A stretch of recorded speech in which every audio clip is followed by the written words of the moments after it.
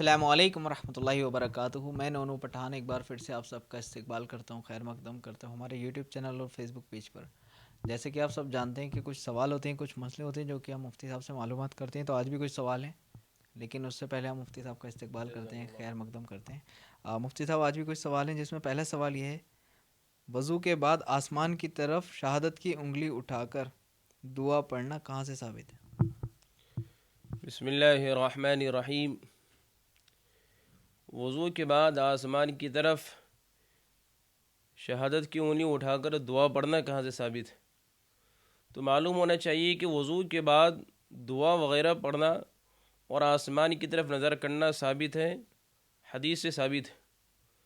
اور جناب نبی کریم صلی اللہ علیہ وسلم سے یہ بات ثابت ہے کہ آسمان کی طرف نظر اٹھا کر کے دعا پڑھے.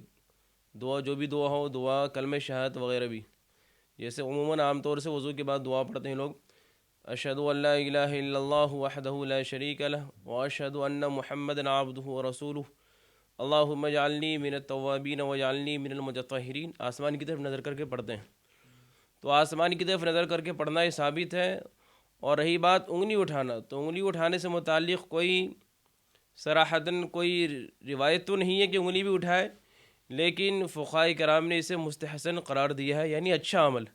تو اس لیے اگر کوئی انگلی اٹھا لے تو ہم اسے منع بھی نہیں کر سکتے ہیں کہ بھئی یہ عمل ایسا کیوں کیا. کر لے تو اچھی بات ہے، نہ کرے تو گناہ بھی نہیں ہے، اور اگر کوئی کر لے تو ہم اس کو روک ٹوک بھی نہیں سکتے. مفتی صاحب ہمارا اگلا سوال یہ ہے: اشراق کی نماز کا وقت کب شروع ہوتا ہے اور کتنی رکعت ہیں؟ دیکھیے، اشراق کی نماز کا وقت طلوع آفتاب کے تقریباً 15-20 منٹ گزر جانے کے بعد اس کا وقت شروع ہوتا ہے. اور اشراق میں کم از کم 2 رکعت پڑھے اور زیادہ تر 4 رکعت پڑھے. 4 سے زیادہ نہ پڑھے، 2 سے کم نہ پڑھے. یہ رکعت. اچھا، مفتی صاحب اگلا سوال یہ ہے: قضائے عمری کی نماز کی نیت کیسے باندھیں، اور کیا ایک ساتھ 5 وقت کی نماز قضا پڑھ سکتے ہیں؟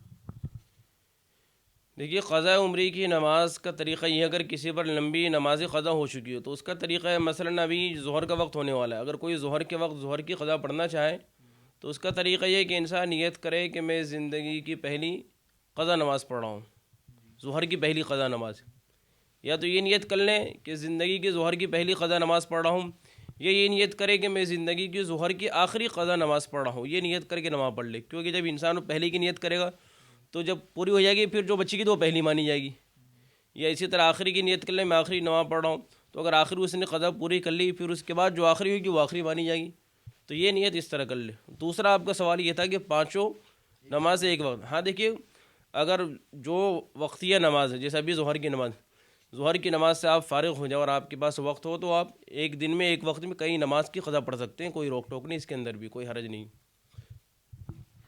مفتی صاحب اگلا سوال یہ ہے ہمارا: کیا ٹوپی پہننا حضور صلی اللہ علیہ وسلم سے ثابت ہے؟ ہاں بالکل، ٹوپی اوڑھنا جناب نبی کریم صلی اللہ علیہ وسلم اور صحابہ کرام سے ثابت ہے. ٹوپی اوڑھنا، آپ علیہ الصلوۃ والسلام ٹوپی پہنتے تھے اس لیے، اور آپ ہمیشہ سر ڈھک کر کے رہتے تھے. کھلا سر رکھنا مکروہ ہے، ناپسندیدہ عمل ہے، اس لیے ٹوپی سنت ہے اور مستحب عمل ہے. انسان ہمیشہ سر ڈھک کر کے رہے بغیر ٹوپی کے. ہاں مجبوری کے درجے میں وہ الگ بات ہے، لیکن عموماً عام طور سے ٹوپی سر پر ہونی چاہیے تاکہ سر ڈھکے ہوں. مفتی صاحب ہمارا اگلا سوال یہ: ایک شخص سجدے میں صرف پیر کا انگوٹھا زمین پر رکھتا ہے تو کیا سجدہ ہو جائے گا یا نہیں؟ ایک شخص سجدے میں زمین پر صرف پیر کا انگوٹھا رکھتا ہے. پیر کے اگر انگوٹھے رکھیں تو دیکھیے، صرف انگوٹھا رکھنے سے نماز ادا ہو جائے گی، انگوٹھا اگر زمین سے لگا ہوا تو. لیکن سنت یہ ہے کہ انسان جب سجدہ کرے، مسنون عمل یہ ہے کہ سجدہ کرے تو اس کی ساری انگلی، پیر کی ساری انگلی زمین سے لگی ہوئی ہونی چاہیے، اور اس کا رخ قبلے کی جانب ہو. ایسے نہیں کہ بالکل لوگ ایسے سیدھے چھوڑ دیں، ایسے بھی نہیں، بلکہ یہ ہے کہ طریقہ ہے انگوٹھا اور اس طرح تھوڑا اگر ہم ایسا موڑیں گے، اس طرح موڑنے کے بعد تو پھر اس رخ پہ تو پھر ساری جو ہے انگلیاں ہوں گی اس کا رخ قبلے کی طرف ہوگا، اور پھر ہم جو ہے زمین سے بھی انگلیاں ملی ہوں گی.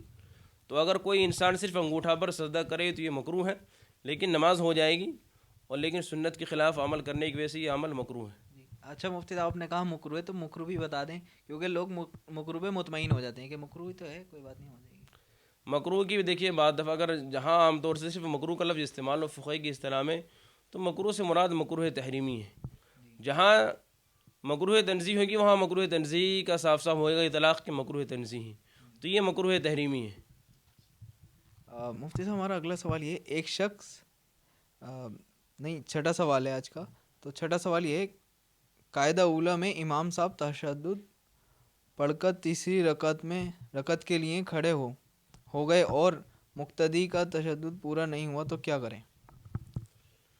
ہے دیکھیے قاعدہ اولیٰ میں اگر امام صاحب تشہد سے فارغ ہو چکے ہوں تو کھڑے ہو جائیں گے۔ اب مقتدی بات ایسی بھی کہ کسی کی تشہد پوری نہیں ہو پائی یا تحیات پڑھ ہی رہا ہو کہ لیکن امام صاحب کھڑے ہو، تو اب کیا کرنا چاہیے ایسے موقع پہ کہ آیا وہ مقتدی جس کا تشہد رہ گیا وہ تشہد پوری کرے یا اس کے بعد امام صاحب کے ساتھ کھڑے ہو جائے؟ تو دیکھیے بھائی جہاں تک ممکن ہو آپ سے تشہد پورا کر لیں، پہلے اتحیات پوری کر لیں، اتحیات پوری پڑھنے کے بعد آپ کھڑے ہو جائیں۔ لیکن اگر کوئی انسان تشہد نہ پڑھ پائے اور امام صاحب کے ساتھ کھڑا ہو جائے تو کوئی بات نہیں، نماز میں کوئی کراہت نہیں، کوئی خرابی نہیں آئے گی۔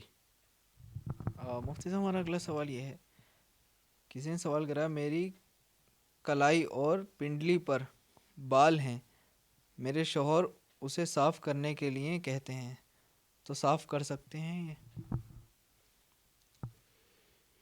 دیکھیے اگر کسی خاتون کی کلائی یا پنڈلی پر بال ہوں اور بال اتنی زیادہ ہوں کہ اس سے بھدے معلوم ہوتے ہوں خوبصورتی کے اندر،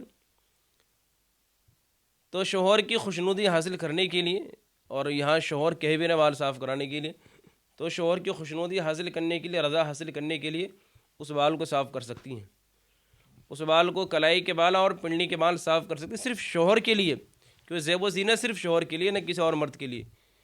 جو شادی شدہ ہے اس کے لیے تو جائز ہے، شوہر کے لیے کر سکتی، لیکن جو غیر شادی شدہ لڑکیاں ہیں، جو کنواری لڑکیاں ہیں جس کی شادی نہیں ہوئی، وہ اگر صرف فیشن کی بنا پر اگر یہ بال صاف کرنا چاہے کلائی کے پنڈلی کے، تو اس کے لیے اجازت نہیں ہے کہ وہ فیشن کی بنا پر بال صاف کرے، اس لیے صرف شادی شدہ کے لیے اجازت ہے۔ مفتی صاحب ہمارا آج کا اگلا سوال یہ ہے، عوام میں مشہور ہے کہ شادی کے بعد پہلی رات میں بیوی کے دوپٹے پر نماز پڑھنے سے فرما بردار رہتی ہے، بیوی جو ہے فرما بردار رہے گی اگر دوپٹے پہ نماز پڑھیں تو اس کے۔ ہاں تو یہ عوام کی بات ہے، عوام نے اپنی طرف سے بنائی ہے، تو عوام تو جو چاہے وہ کرے گی، پبلک تو وہی جو چاہے شریعت کے اندر دخل اندازی دینا اپنی مرضی سے، جو من میں آیا وہ کر لو، اور کیا بھئی۔ دیکھیے یہ کہیں سے ثابت نہیں ہے کہ بیوی کے دوپٹے پر نماز پڑھو تو بیوی فرما بردار ہو جائے گی، بلکہ علماء کرام نے لکھا ہے کہ شب زفاف میں یعنی پہلی رات میں بیوی کے دوپٹے پر نہیں بلکہ انسان 2 رکعت صلاۃ الحاجت کی نماز پڑھے، دونوں پڑھے میاں بیوی، اور اس کے بعد اپنی آنے والی زندگی، اپنی مستقبل کے لیے دعا کرے، خیر کے لیے، محبت کے لیے، موافقت کے لیے، کہ پوری زندگی اللہ تعالیٰ خیر کے ساتھ گزار دے، خیریت کے ساتھ آپس میں خوب محبت ہو، موافقت ہو، تو یہ جائز ہے، یہ ثابت ہے۔ لیکن یہ کہ دوپٹہ پر نماز پڑھنا یہ کہیں سے ثابت نہیں ہے، یہ لوگوں کی طرف سے بنی بنائی باتیں، من گھڑت باتیں ہیں، اس لیے من گھڑت باتوں کا ترک کرنا ضروری ہے، اور باقی اللہ تعالیٰ سے خیر کی دعا مانگے، اللہ تعالیٰ ہم دونوں میں خوب محبت دے، بیوی فرما بردار رہیں، صرف دوپٹے پہ نماز پڑھنے سے نہیں۔ الحمدللہ آج کے جتنے سوال تھے وہ مکمل ہوئے، اور باقی آپ کمنٹ کریں، انشاءاللہ اگلی ویڈیو میں مفتی صاحب سے معلومات کریں گے، اور اس ویڈیو کو آپ شیئر کریں تاکہ زیادہ سے زیادہ لوگوں کو معلومات ہو، دین کی بات پھیلانا صدقہ جاریہ ہے۔ السلام علیکم ورحمۃ اللہ وبرکاتہ۔